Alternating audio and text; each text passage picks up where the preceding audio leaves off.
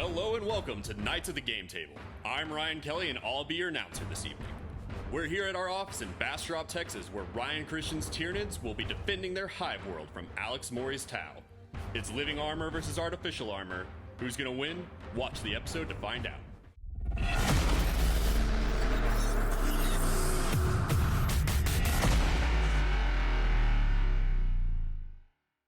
And don't forget, you can be entered into our monthly draw to win a start collecting box of your choice by sharing this video and commenting down below to let us know you have. While you're working on that, we'll get into the game. All right, so today I am bringing with me a Hive Tyrant that has a Balethorn cannon and 2 Rending Claws. He is setting up in Deep Strike. This map, I have 2 units of 10 Gene Stealers. I deployed 1 on each side of the board here to be able to rush up and get some objective markers, and also maybe to engage his teams into combat and make him have to worry about those guys. I set up in the center of the board here behind cover, blocking LOS, my unit of 6 Hive Guard for their indirect fire that they can lay down waste on the entire battlefield. I did set up a Neurothrope next to them and also another Neurothrope over here. They both have different powers on them. This one over here has got Catalyst so that he can help protect the Hive Guard, and the one over there has Psychic Scream, so that way he can get in there and start trying to do some more damage with Psychic Scream and Smites back and forth every single turn. And then I have a unit of 3 Tyranid Warriors that I put in cover over here. They have a Balethorn Cannon and the Death Spitters, and also armed with 2 Bone Swords each. Okay, so first off, I've got 3 squads of minimum Fire Warriors along with a Fireblade over here, guarding objective number 5, just in case I happen to draw that. That way I have that already secured and ready to go, but also creates a really strong bastion that's going to be really hard for him to charge and get through, because the fact he's going to be firing a lot of shots. Right above them on this crate here, I put these Pathfinders along with a Pulse Accelerator drone, which in the first turn I'm going to move down to the Fire Warriors so that they can be rapid firing at 21 inches, making it's going to be very hard to get to them and live while doing it. I placed a Ghostkeel with some Ion and Burst Cannons so that it could lay down some heavy duty shots. In addition, I also have some Crisis Suits with Plasma and Flamers, which should be able to help with countercharging against any sort of Tyranids that want to really get up close and smash me. I'm going to smash them back. And then also I have my primary commander here with some Plasma and Ion to also lay down some heavy duty firepower along with the Ghostkeel. Towards the other side of the board, I have 5 more Pathfinders, and both of those are placed so that they can get the maximum coverage of the board with their marker lights, which should be good so that I can make sure that I'm always trying to get that +1 to hit, or at least re-rolling ones, or getting rid of cover saves, or whatever I need them to do. I also have over there, backing them up, a squad of more heavily equipped Crisis Suits with Plasma Rifles and Cyclic Ion. The reason why I ran Plasma generally was because the fact I know Ryan likes to run a little bit heavier duty stuff, and Plasma does a really good job at taking that kind of stuff down, along with Ion. My army's biggest advantage really is bringing a unit of 6 Hive Guard and a Flyrant. The 6 Hive Guard being able to hit indirectly and ignore cover saves are going to be huge against his army, because there's so much terrain on this board that it's going to be hard for him to be able to hide. He can't hide from the Hive Guard on this. And then the Hive Tyrant Flyrant can come down and attack anywhere. But what I am most worried about his army is that he's got a lot of flyers, and he has also got the ability to double his range, or add 6 inches to his range, get 42-inch shots, which on this terrain doesn't help too much, but the fact that he gets his rapid fire at 21 inches is huge for him, because he's going to be able to lay down a lot of shots. My biggest advantage, I'd have to say, is the fact that I'm running a more mobile Tau army. I have a small part that's like relatively static, but for the most part, that part's just kind of there for extra support. Most of the heavy hitters of the force are all going out and attacking everything, and they're really just going to be able to capture objectives and be where I need them to be. It also allows me to rapidly move the force from one side of the board to the other, so if they all need to kind of group up and be homies, they can do that. And the biggest disadvantage, I would say, is the biggest thing I'm worried about would be the honestly the Hive Guard. Ryan's been talking about them a lot, and I'm a little worried that they are going to outshoot Tau, which with my rolling may not be hard anyways. Well, Alex, it's your first time on this channel. I'm going to tell you right now, we're going to see who shoots better. Is it the Tyranids or is it the Tau? I think we're going to take you down. Ryan, I know I'm new, but you're going down, brother! Today's mission is Visions of Victory. A Maelstrom of War mission from Chapter Approved 2018. Each player starts with 4 tactical objectives and generates them back up to 4 each turn. For each objective generated, each player generates 2, and their opponent gives them 1. The other is discarded. There are additional points for Slay the Warlord, First Strike, and Line Breaker. Ryan finished deploying first and will go first unless Alex can roll a 6. I can seize though. You can seize. Let's see if I can roll a 6. Yep. Oh, so close. For Ryan's first turn, he generated Supremacy, requiring spreading out of his forces. Swarm, which requires the same as Supremacy, behind enemy lines, which will be easy to get with that deep striking Hive Tyrant, and Mission Critical Objective 6, which should be possible in later turns. Alex made Ryan discard Masters of the Warp, Overwhelming Firepower, Decapitate, and Assassinate. All right, so I get to take the first turn since I finished setting up first. I am going to move nothing forward on this. I'm going to sit back and let him start moving his towel around and open up gaps for me to attack and exploit. So, turn 1, we're going to go right into the Psychic phase. What I'm going to do is I'm going to put Catalyst, cast Catalyst on the unit of Hive Guard here. Manifest on a 6, got an 8. Catalyst is on there. And that will be it for that. We're going to be shooting the Hive Guard here, 36-inch range, shooting at the Ghostkeel, 12 shots, hitting on 3s, rerolling 1s.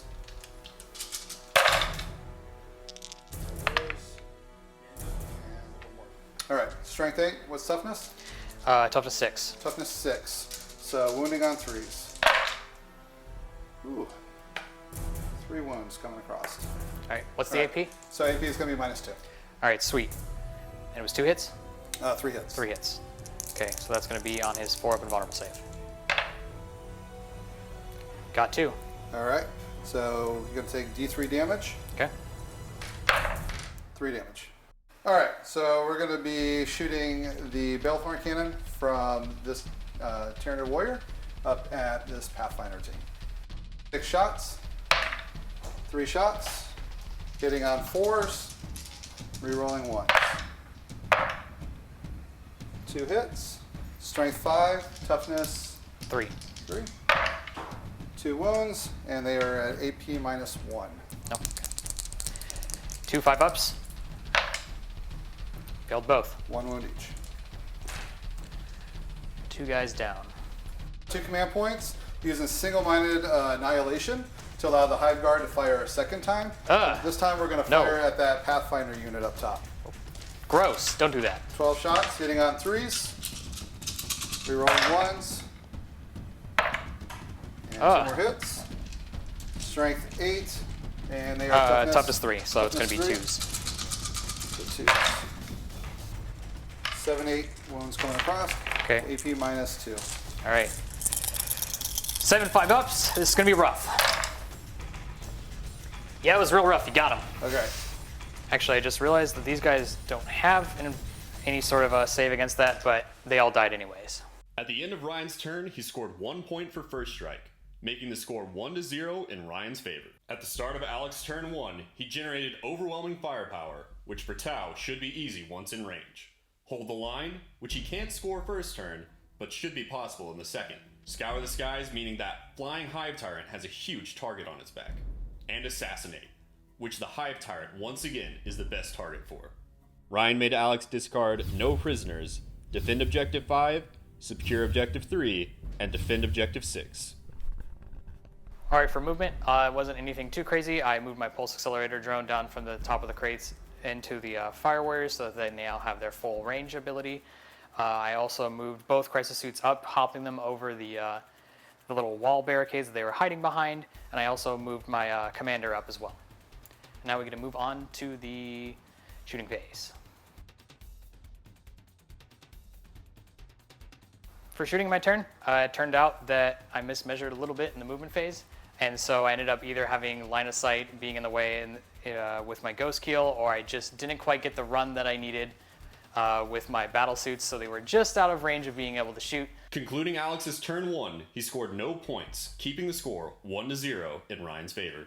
In Battle Round 1, after an initial bombardment from the Tyranids wiping out their support units, the Tau started moving into position to strike next turn. Entering his second turn, Ryan carried over Supremacy, Swarm, Behind Enemy Lines, and Mission Critical, Objective 6. Going into my turn 2, score is 1-0. I scored first strike on my turn on the first turn. So going into my movement phase here, I am moving no units because I'm Chronos. I want to make sure I get to reroll my 1s, and I want to keep moving him forward to open up holes for me to exploit. So with that said, we're going to go right into the psychic phase. And so we're going to be manifesting Catalyst from this Neurothrope on this unit of Hive Guard. You need a 6 to manifest. And manifests. The other psychic power I'm going to use, I'm going to use this Neurothrope to do Psychic Scream. It's 18-inch range, does not need LOS. Nearest enemy within 18 inches, manifesting on a 5. No, don't do that. 10, got it. So you're going to take D3 mortal wounds, 2 mortal wounds. All right. That's going to put him down to 5. I'm going to be shooting this unit of Hive Guard into that unit of Crisis Suits. Get 12 shots, hitting on 3s, rerolling 1s. And 1 miss. Strength 8, toughness. Toughness 5. So wounding on 3s. Oh, that's going to be rough. So 1, 2, 3, 4, 5, 6, 7, AP minus 2. Minus 2. They do not have an vulnerable save, so that's going to be 6 ups. They fail all but 1. They have 3 wounds apiece. 2 wounds each. Oh, 2 wounds each? Sorry, D3 wounds each. All right. For the Impaler Cannons. So it's 6. So 6 of them, so we'll roll them individually. First one, 3 wounds. Okay. Next one, 3 wounds. Ouch. Third one, 1 wound. Okay. 1 wound. They're basically dead. And one. Yeah. That's them. Still gets all the whole unit. That's the squad. You boys are done. Tyranid Warrior, Barb Strangler, firing into the Crisis Suits. There, D6 shots. 3 shots. Hitting on 4s, rerolling 1s. 1 hit. Ooh. Strength 5 versus toughness 5. 5. So 4s. And so AP minus 1. Okay. Is it multiple damage? Just 1 damage. Okay, then I'll just take it. So 4 ups. Got Hit it. it. It's the end of my shooting phase. I'm going to spend 2 more command points No, don't do that. to do single mount annihilation again. And we're going to fire these guys down on top of the Crisis Suit. Hitting on 3s, rerolling 1s. Lots of 2s. And 1 more. Strength 8, toughness 6. 6. So that means 3s.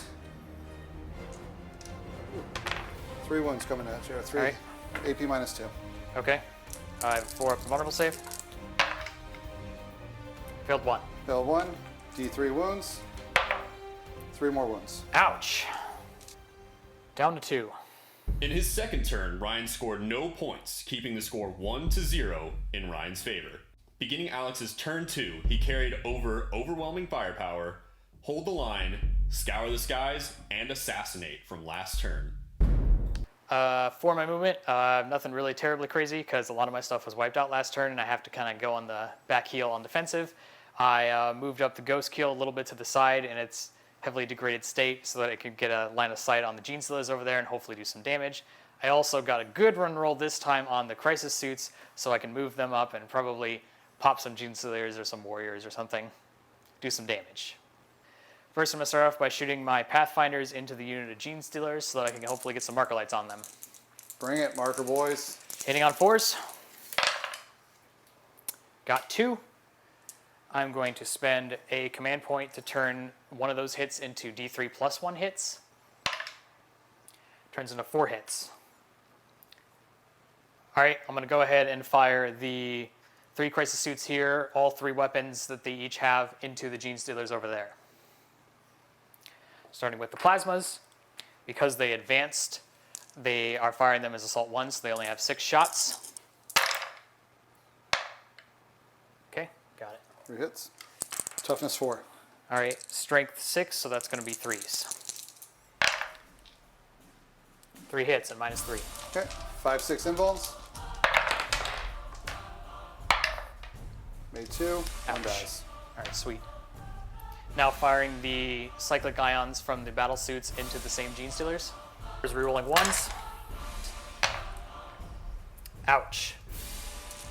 And then strength 7, toughness 4, right? Toughness 4, yes. Okay, so 3s. 3 minus 1s. So 5, 6 impulse. And miss 2. Sweet.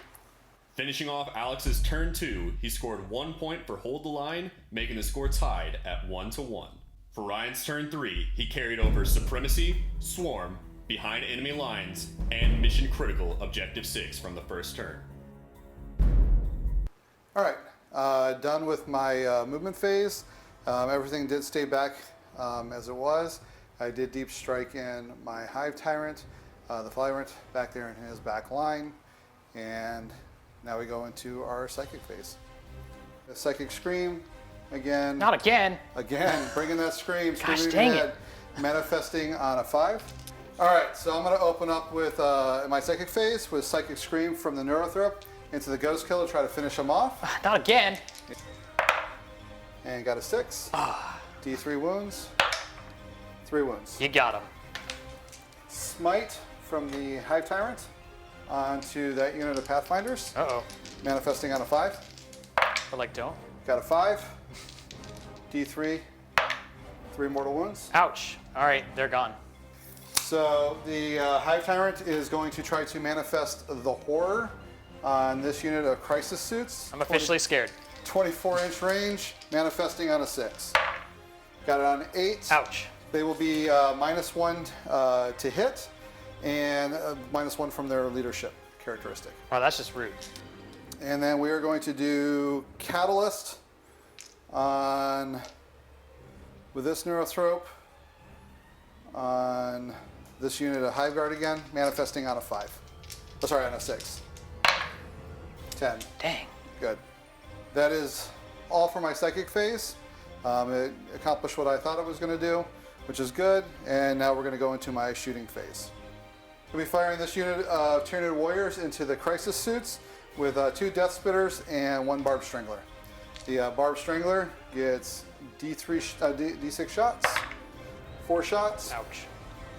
Those are hitting on 4s, rolling 1s. 3 hits, strength 5 versus toughness 5, correct? Yep. So wounding on 4s, and only 1 wound, AP -1. Okay. And it's how much damage? 1 damage. Okay. Just take it. 4-up save. Got it. And then we have the Death Spitters. They are Assault 3s, so 6 shots, hitting on 4s. Ouch. And strength 5, wounding on 4s. 3 wounds, AP -1. Okay. 1 damage still? 1 damage. Okay, I'll just take them all. 4s. Oh, failed them all. Okay, so 3 wounds. That's going to be a suit. All right, now we're going to fire this unit of Hive Guard into the Crisis Suits, hitting on 3s, rerolling 1s. Everything there. Strength 8s versus toughness 5s, wounding on 3s. Ouch. And so 1, 2, 3, 4, 5, 6, 7, 8, 9, AP -2. Try and put 2 of those on the drones. Okay. First one goes on the drone. Second one also goes on the drone. You got to roll. No, out it's first. mortal wounds. It doesn't matter. Yeah. All right, 1 dead, 1 alive. Okay. 7 more, 5-up saves. Ooh, that was a lot actually. Only failed 2. D3 wounds for the first one. 2 wounds. Okay. D3 wounds for the second one. 1 wound. All right, 1 more suit. I'm going to spend 2 more command points, leaving me with 2 to do that all over again. Gross. We'll be firing that unit again into the Crisis Suit. 12 shots. Hitting on 3s. Oh, bad day for me.